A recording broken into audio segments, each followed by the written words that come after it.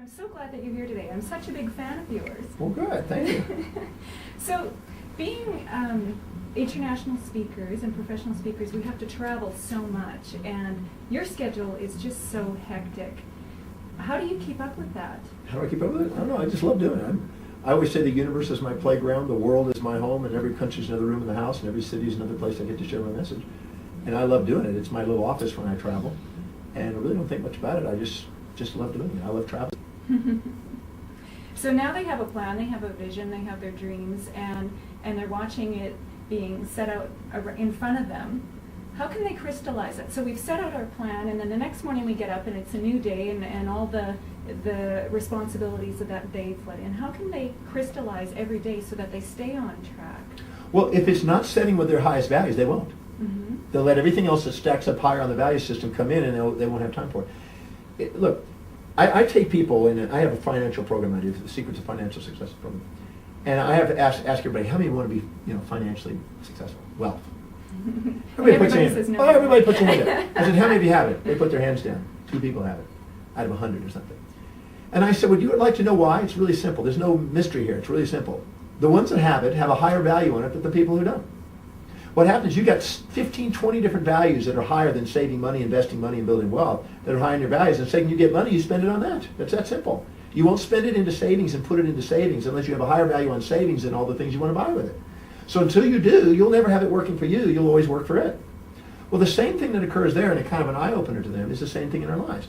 When we say we want to do something, if it's not really high in our value, we don't do it. Because when it's truly valuable to us, we delegate the rest of the stuff. Instead of doing the stuff we think we got to do, we delegate that to somebody else and get on with doing what we're here to do.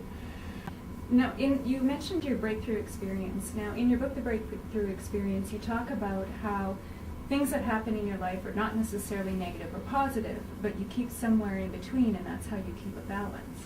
Well, you can't have a balanced perspective unless you know that all events in life are neutral. You know, I have people every week that come to my breakthrough experience go, well, this has happened to me and it was a terrible event.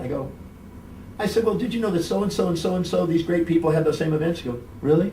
Yeah, they turned it into great opportunity. They decided not to hold on to the belief system that it was a terrible event. Because all events are neutral until you decide with your value system to limit it to positive or negative. And if you get stuck in a positive, you'll get in a manic state, an illusion state, and you'll be blind to the downside. If you get stuck in the downside, you'll be blind to the upside. And the person who sees the whole thing, the full quantum event, they see it's got both sides. There's never a crisis without a blessing. And there's never a fantasy without a nightmare. They always come as a pair. So the wise person sees the pair, embraces the pair, sees that that's what they're grateful for and loves and appreciates, knows that that's realistic about life, that everything has two sides. Because otherwise you live in the fantasy, oh, when I get this house, I'll be happy. When you get there, well, you got new mortgages, you got new payments, you got to clean it, you got to hire people, you got to get a new car to match the front yard, you got landscape and everything. It's not pleasure without pain. There's no positive without negative. There's always two sides.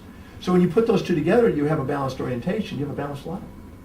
So things emerge out of this book, and now there's more than this. There's 4 volumes of just goals, but then there's actually literally 200 and something volumes and books that have been emerged from this text. So it's really quite amazing. I had it with me, so I'll bring it up. But this is one of them right here. But it basically is, I think I showed you part of it. But it basically has my mission statement, has a mission for my company, it has every objective that I have in my life in the 7 areas of life, my values, my uniqueness, the things, the strategies that I'm doing. I've got everything in here.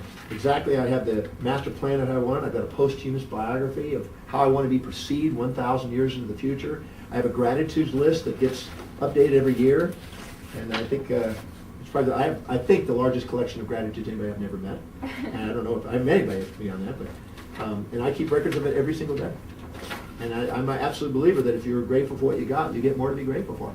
I have a master plan on how I want to market across the world. I have a master plan of how I want to get all the things that I want to get done, how to set up the centers across the world, my wealth that I wanted to create, $1 billion, and everything I want to do is all manifest. I started working on my posthumous biography of how I want to be perceived 1,000 years in the future. Seneca said, you measure an individual by their most distant ends, by the magnitude of space and time in their innermost thinking. That's how mature they are, how valuable they are, the time horizons they do.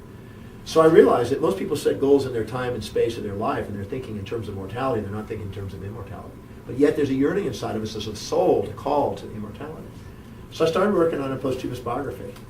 And what's interesting is the things that I've compiled in here, that You know, there's nothing more precious than somebody's dreams, and here you've honored us by bringing along your book of dreams and sharing it with us, and what a precious gift that is. Thank you so much for sharing that with us. No, thank you.